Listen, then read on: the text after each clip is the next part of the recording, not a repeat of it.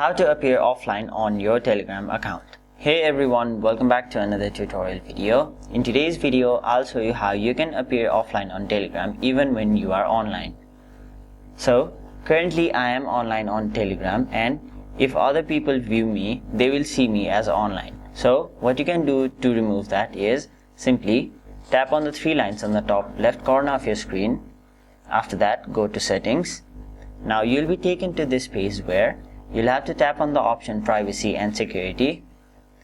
After that, it'll provide you a bunch of various options where if you look closely, you'll see the option last seen and online. So simply tap on it, and now it'll provide you with three options: everybody, my contacts, and nobody.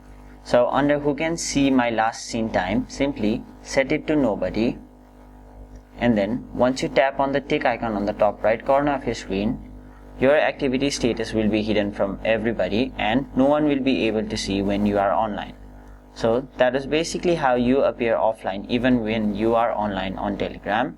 And now if other people view your contact, they will see you as offline instead of online. So that is it for this video. Hope this video was helpful to you guys, and if it was, make sure you like this video and subscribe to our channel so that you don't miss out on further videos such as these.